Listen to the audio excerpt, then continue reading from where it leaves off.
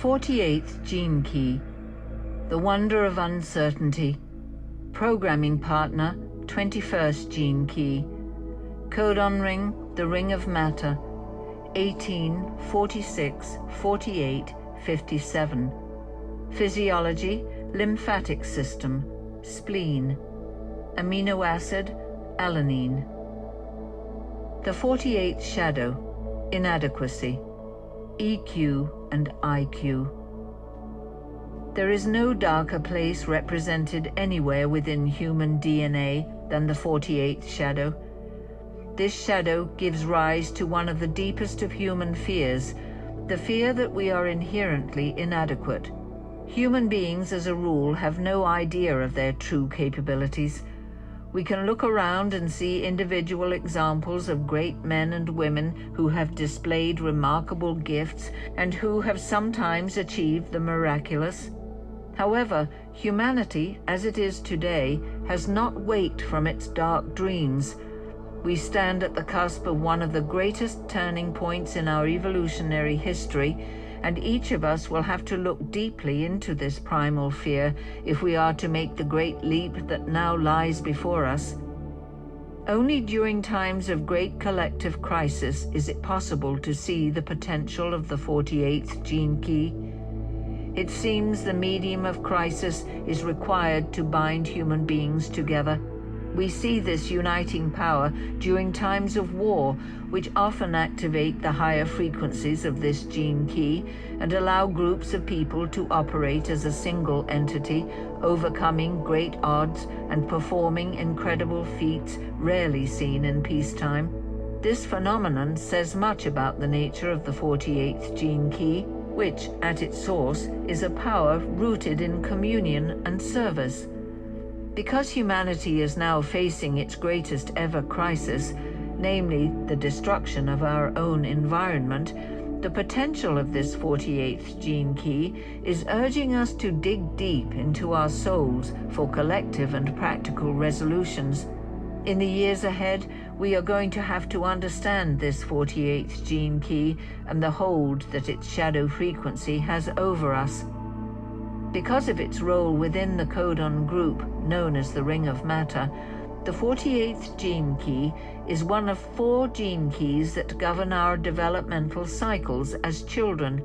The 48th gene key imprints us throughout our second 7-year cycle from the age of 7 to 14. This second cycle relates to our emotional development and explains exactly where our feelings of inadequacy come from.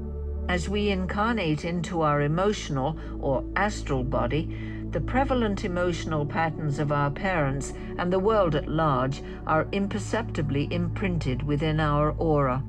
The 48th shadow seeps into our genes to undermine us through a deep sense of emotional inadequacy.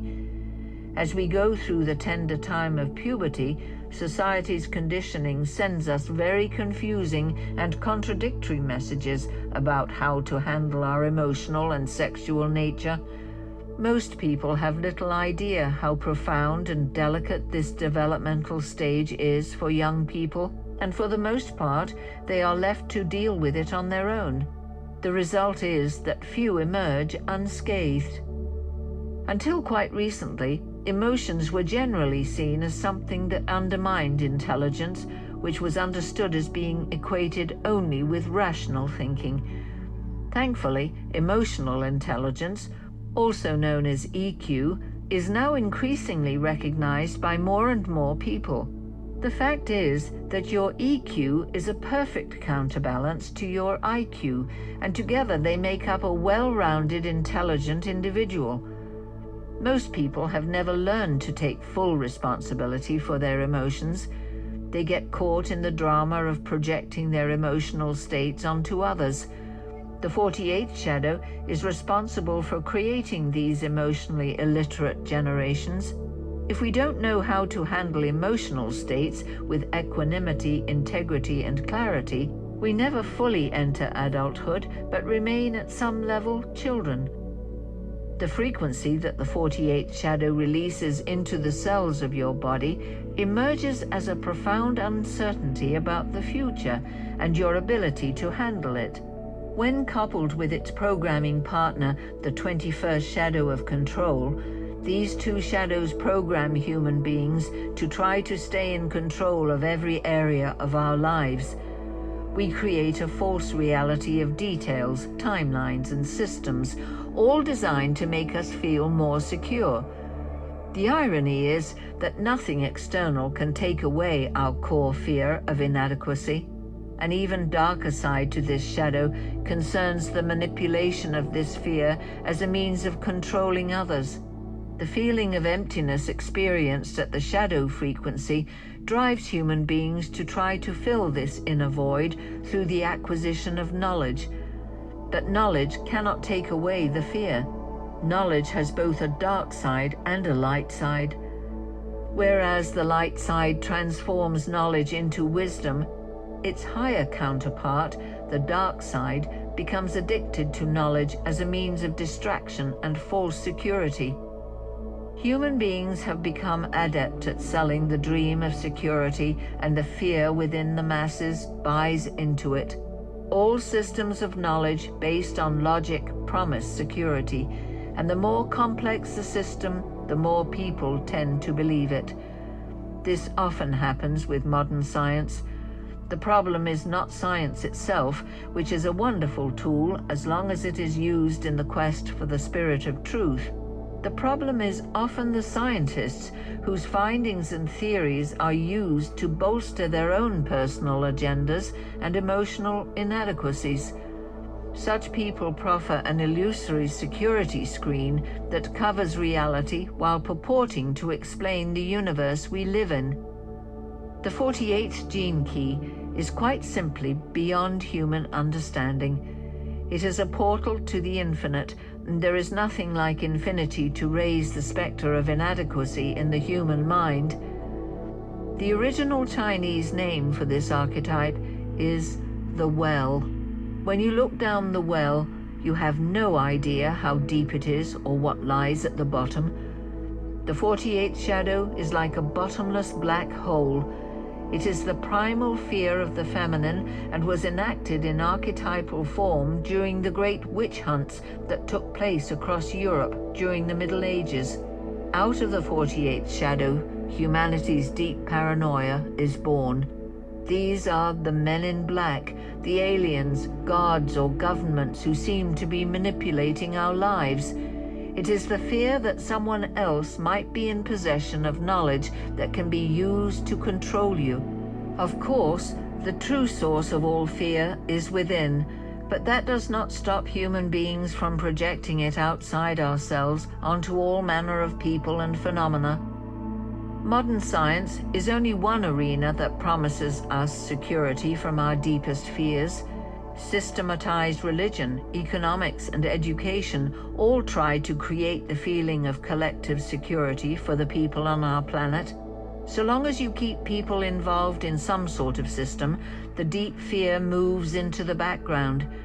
Another major manifestation of this 48th shadow is the urge to create more and more wealth. This urge, too, is rooted in our fear of inadequacy. The ring of matter programs us to try to escape the fear through the material realm rather than turning inward to the source of the discomfort itself. However, no amount of material wealth can make us feel secure, since the fear itself is rooted in the physical structure of our DNA. Ultimately, we humans are a part of the mystery of the universe, and there are places where the mind is not destined to travel. Every human being must eventually turn inward and look into our deepest fear, the fear of the void. When we gather our courage and make that leap, we will discover something wonderful. The void is not empty and cold, but warm, loving, and bursting with light and wonder. Repressive nature, bland.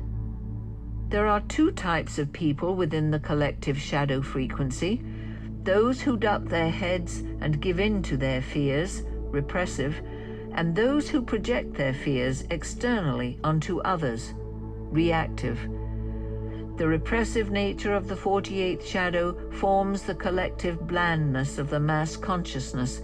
These are the sheep whose fears are buried beneath the surface by whatever the system tells them. The majority of people on our planet fall into this category. This consciousness is too afraid to look into the fear within its body, so it settles into the fixed patterns given to it by society. Of course, life arranges events in all people's lives that force them to face their fears. However, unless such events precipitate a major awakening, the repressive nature tends to bury its head even deeper in the sand once such periods pass. Reactive nature, unscrupulous. The other side of the 48th shadow is seen in those who feed the general sense of inadequacy in others. These are people whose rage does not allow them to admit that they are also afraid, and so they become victims of the system in a different way. These people use their knowledge to manipulate the fears of others while hiding behind the system. They keep their own fear at bay by externalizing it, and they increase the general level of fear by their unscrupulous actions. Such behavior greatly reinforces the shadow frequency.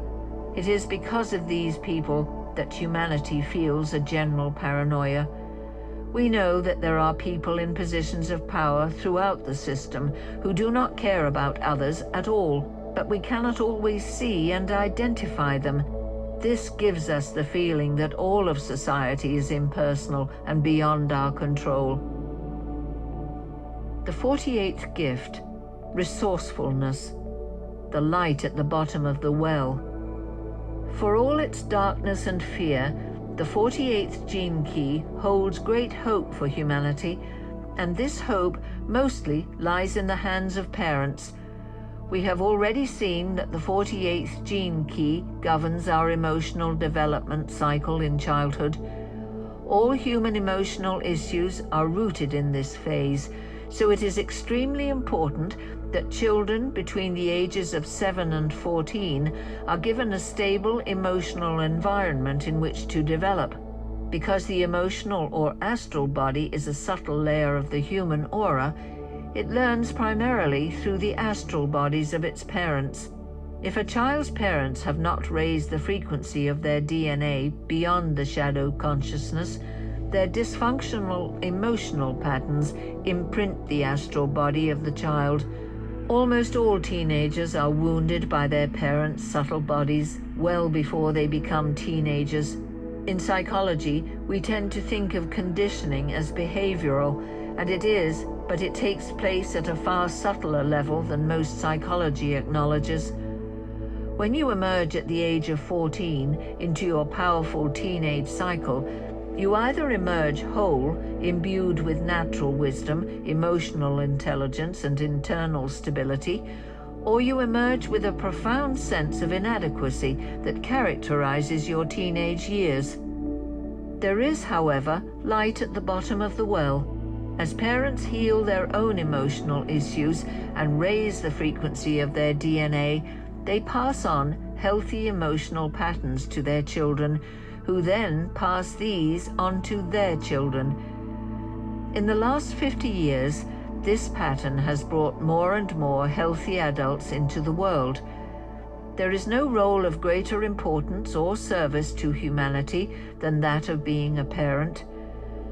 It is not only the fastest track to your own healing, but is also the fastest track to the healing of the whole world.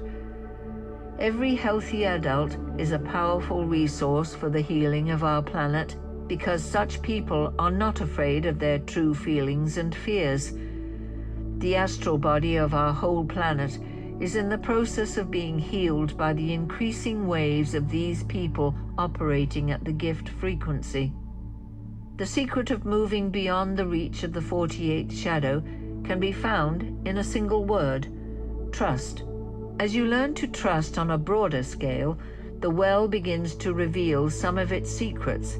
Life invites you to begin by trusting the shadow frequency itself, which means that you have to enter into your fears. Since the 48th shadow is a very physical fear vibration deep within the body, this can be very uncomfortable. This fear does not come and go, but is always there, fixed and focused inside you.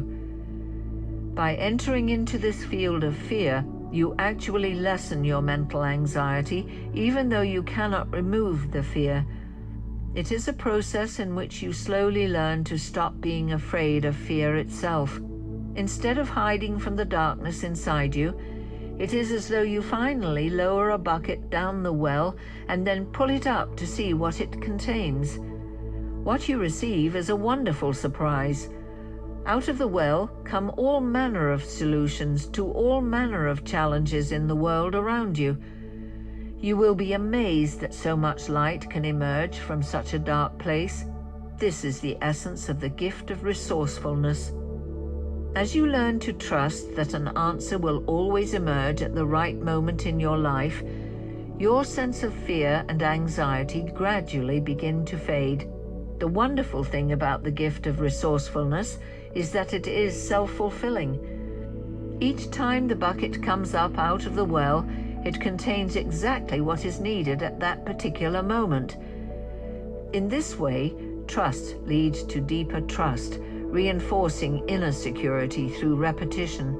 Gradually, your fear of inadequacy is proven to be an illusion. It doesn't matter where your projected fear hides.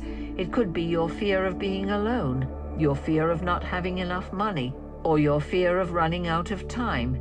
Deep within you lies a self-sustaining and unlimited resource that can always provide a solution to your imagined fear.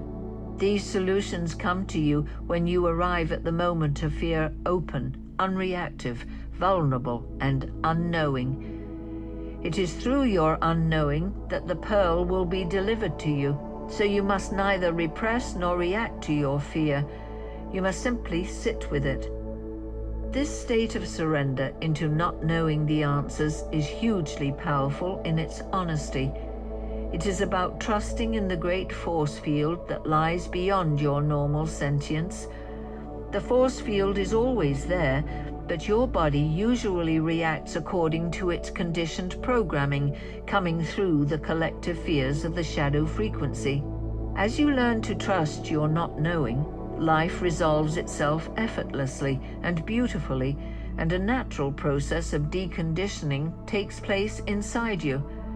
Generally speaking, this process takes a minimum of 7 years, since that is how long it takes for the body to learn or unlearn cellular patterns. Your real resources lie in your gifts and talents, the inherent gifts that are wired into your DNA. The icing on the cake is that your resourcefulness unleashes a great tide of inner creativity that provides extremely elegant solutions to all manner of questions and issues in your life. The force field of which we have spoken is nothing less than the pattern of life as a whole. As you begin to trust life and your place within the greater weave of this pattern, your natural gifts spontaneously emerge. You begin to realize that you are capable of far more than you ever dreamed possible. When you move in rhythm with life, it reveals its own hidden timing, which is always perfect. It may not always conform to your mental dreams of how your life might or might not work out, but it does leave you feeling deeply fulfilled. Every human being is designed to prosper because life itself is prosperous. Prosperity is an entirely different phenomenon from wealth. To prosper, all a human being needs is a little more than enough, whereas to be wealthy means to have a lot more than enough. Wealth, by this definition, is formed out of the need for security, which has already been shown to be an illusion and is rooted in the fear of the shadow frequency. Whatever your destiny, life will arrange for you to have a little more than you need. For some, that means very little, and for others it means a very large amount because different humans live out different human myths. One can tell when a person is fulfilled in life because they find exactly the support they need when they need it, rather than stockpiling in order to try to create false security. Another vital aspect of the gift of resourcefulness is its integrative power. All of your inner talents and resources are ultimately designed with a built-in programming agenda to offer service to the whole. In this sense, all true talent is holistic. Your inner well exists only to serve others. It is they who come and throw the bucket down the well and draw out your resources.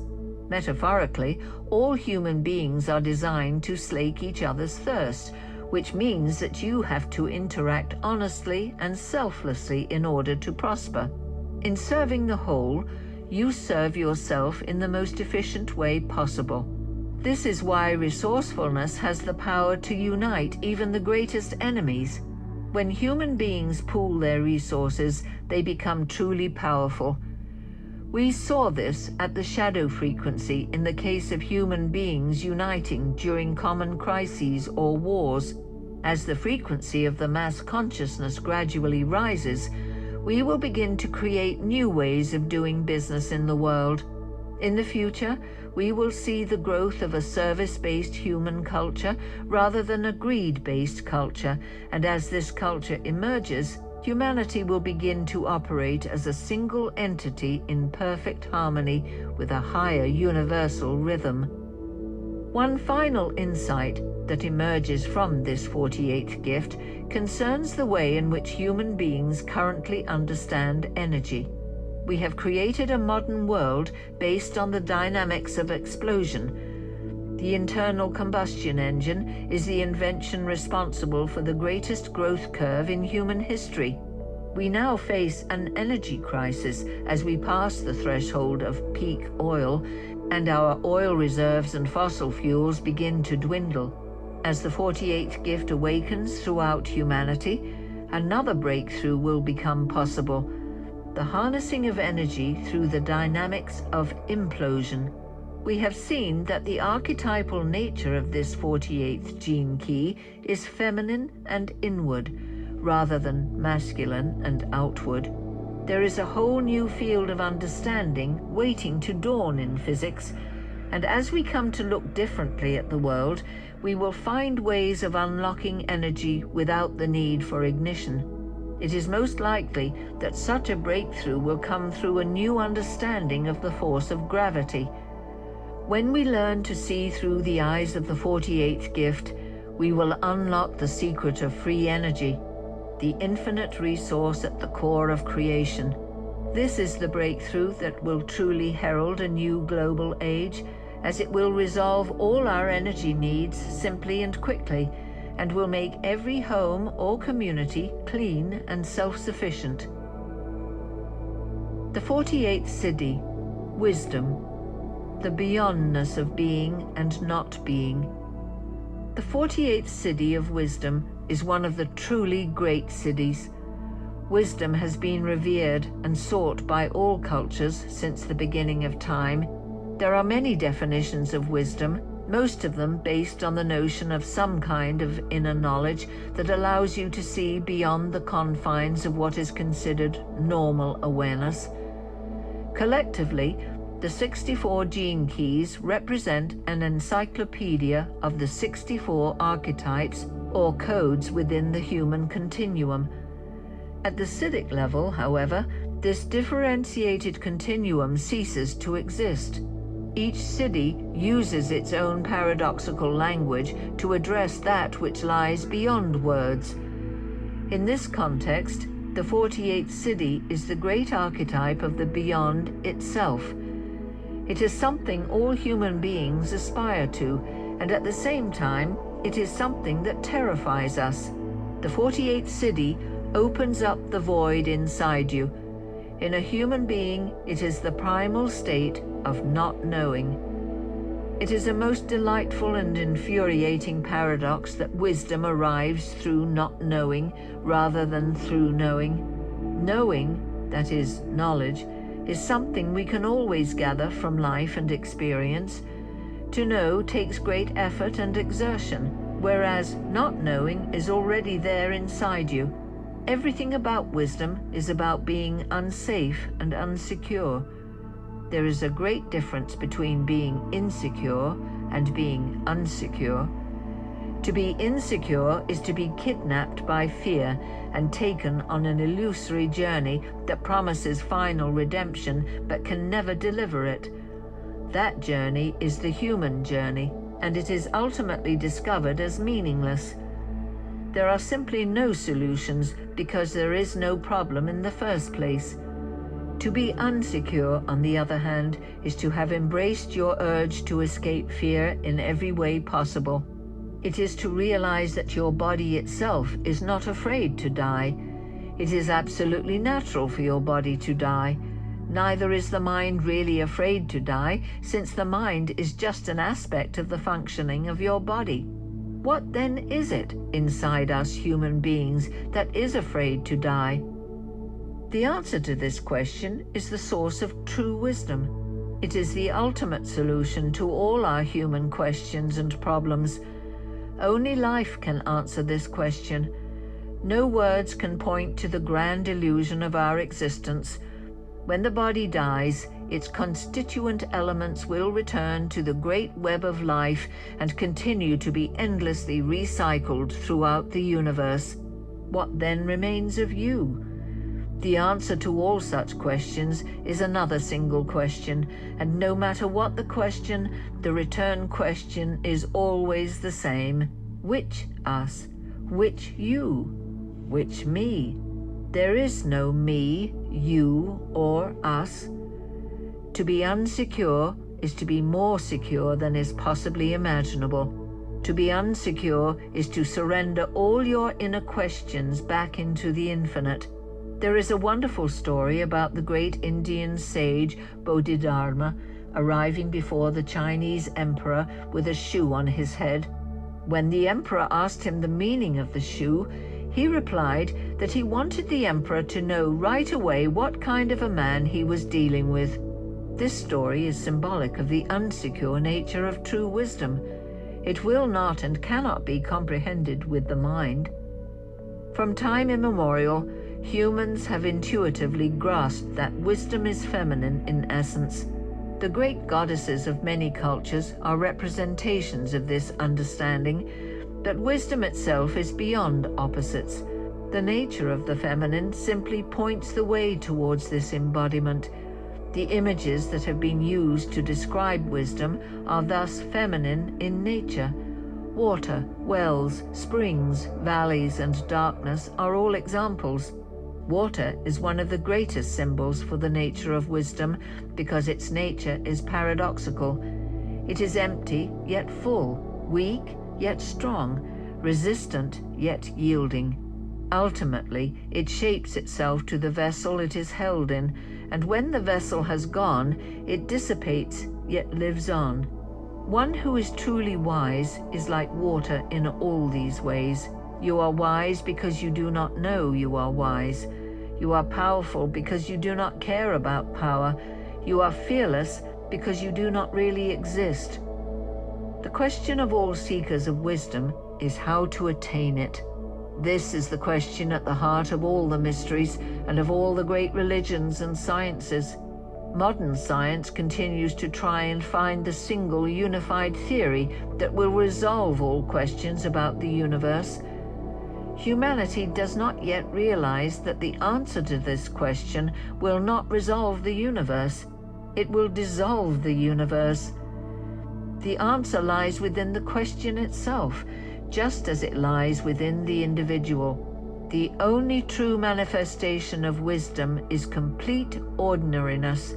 When this city dawns within an individual, a paradoxical sentence in itself, that individual ceases to exist, but becomes an aspect of the whole, functioning spontaneously and innocently. The irony is that this is exactly what the individual was before wisdom occurred. In other words, wisdom changes nothing inside us. It is this realization that brings about wisdom. There is nothing wiser in all of humanity than the physical body. When a human being discovers this secret, they begin to tap the source of universal wisdom. Wisdom is rooted in utter trust of your body. Through the eyes of wisdom, everything within the sphere of human experience can be reduced to simple physical sensation, even thinking. The body must be allowed to feel the way it feels. It must be allowed to think the way it thinks. It must be allowed to act the way it acts. Nothing the body does can ever be wrong. It is the false concept that there is a way to be harmonious and a way to be inharmonious that is the root of all human dilemmas. There is nothing but harmony, and there is nothing but wisdom. You must come to realize, through whatever experiences the body follows, that your acts, thoughts, and movements emerge from the totality rather than having an independent source. Not only is there no individual choice in our lives, there is no chooser, so the whole concept of freedom or determinism goes out the window. We began this 48th gift by seeing how inadequate human beings can feel when faced with the many challenges we each have in life. We are designed to feel this inadequacy because it is the beginning of our journey. There is wisdom even within this inadequacy because it is felt by the body. Your mental anxiety is also an aspect of your bodily wisdom, as are your desires, fantasies, anger, contempt, and lust. Everything begins with the body and ends with the body. If every feeling is allowed and lived out fully and in trust, then this deep inner vibration of fear within you must eventually fizzle out. The fear is really the fear of fear itself, and when it is looked squarely in the face, then all other fears are simply reduced to bodily sensations that continually arise and disappear again. At this stage of deep wisdom, you can no longer discriminate between physical sensations.